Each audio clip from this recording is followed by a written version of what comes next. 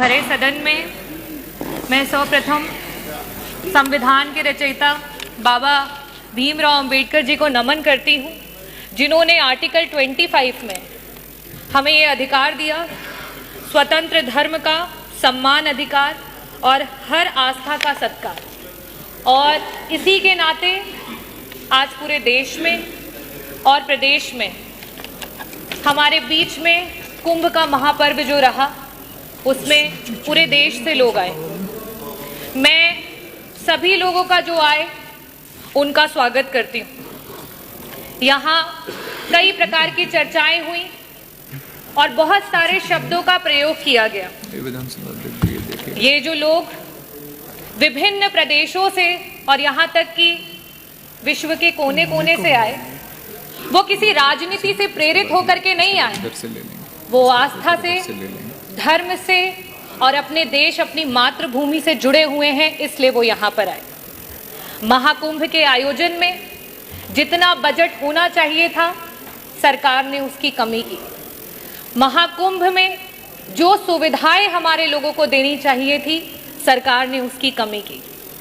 वहाँ पे गिद्ध नहीं गए थे, वहाँ पे सूअर नहीं गए थे, वहाँ पे इस देश में आस्था रखने वाले, इस देश को लोकतांत्रिक समझने वाले, इस देश में भाईचारे को आगे लेकर के जाने वाले लोग वहाँ पे पहुँचे थे।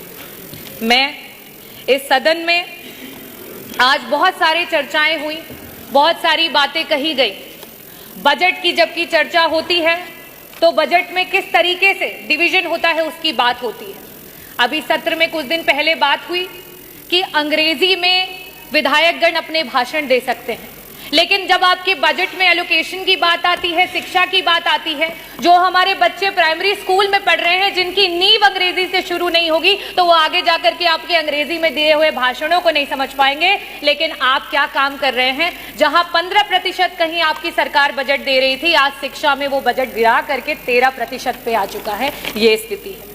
अगर मैं बात करूं स्वास्थ्य की, क्योंकि मंत्री जी यहाँ बैठे नहीं है, जब स्वास्थ्य पे जब विपक्ष चर्चा करने की कोशिश करता है, मंत्री जी उत्तेजित हो जाते हैं। शायद इसीलिए हो जाते हैं क्योंकि स्वास्थ्य पे मात्र 6% का बजट दिया गया है, और इस 6% के बजट में भी मंत्री जी 40% का बजट पिछले जो बजट में था एलोकेटेड, उसको इस्तेमाल नहीं कर पाए।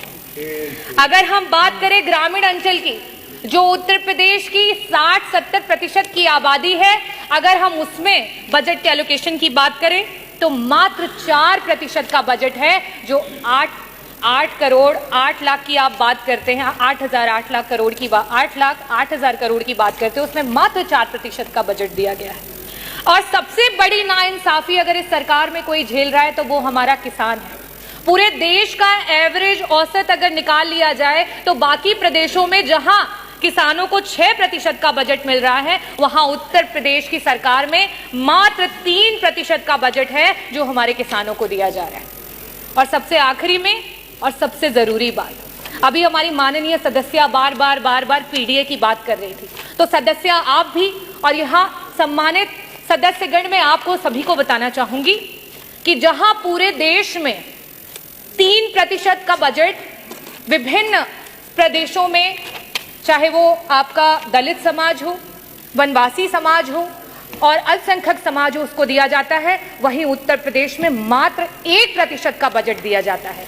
और उस 1% के बजट में भी आपका 30% का बजट ऐसा धरा का धरा ही रह जाता है, विभाग उसको इस्तेमाल ही नहीं कर पाता है। हम इतने बड़े बड़े बजट की बात कर रहे हैं, मैं आंकड़े रखना चाहूंगी। शिक्षा विभाग में वर्तमान में 14% का बजट जो है वो शेष रह गया, इस्तेमाल नहीं कर पाए। स्वास्थ्य में 40% का बजट ऐसे ही रह गया, उसे इस्तेमाल नहीं कर पाए। आवास में 46% का बजट रह गया, जिसे इस्तेमाल नहीं कर पाए। SC ST माइनॉरिटी में 30% का बजट है, जिसे इस्तेमाल नहीं कर पाए। अगर हम सिंचाई एवं बाढ़ नियंत्रण की बात करें, 35% का बजट है, जिसे इस्तेमाल नहीं कर पाए। अगर हम ट्रांसपोर्ट और PWD की बात करें, 6% का बजट है, जो पुराना बजट है, जिसे आप इस्तेमाल नहीं कर पाए। समाज कल्याण के मंत्री जी यहाँ बैठे हैं, 23% का बजट आज ऐसे ही पड़ा हुआ है, उसे इस्तेमाल इस्तेमाल नहीं कर पाए। कृषि विभाग वैसे ही 4% किसानों को दिया जा रहा है बजट में से, उसमें से भी 10% बजट ऐसे ही धरा का धरा रह गया, उसे इस्तेमाल नहीं कर पाए। तो मैं बजटों पे बहुत बातें नहीं करूंगी, क्योंकि जो पुराना है उसे ही नहीं इस्तेमाल कर पाए तो बड़े बड़े बजटों का क्या हवाई लूटी जाए। मैं बात करना चाहूंगी अपने देश की एकता की, क्योंकि जिस समय यहां अंग्रेजी की बात हुई उस समय उर्दू के बारे में बहुत बड़ी बड़ी बातें की गई। उर्दू में जो लोग बोलते हैं उनको कुछ शब्दों से नवाजा गया। हमारे देश में उर्दू को बड़े ही लगाव से देखा जाता है। हिंदी अगर हमारी मातृभाषा है तो आज का ये जो देश है वो अंग्रेजी से भी नहीं घबराता है, अंग्रेजी को सीखने की पूरी इच्छा रखता है। पंडित ब्रिज नारायण जी, पंडित रतननाथ सरहार जी, मुंशी प्रेमचंद जी, पंडित आनंद मोहन जी, यहाँ तक कि उपराष्ट्रपति रहे हुए कृष्णकांत जी, इन सभी लोगों का उर्दू से बहुत लगाव था। तो क्या इनके लिए भी उन्हीं शब्दों से नवाजा जाएगा?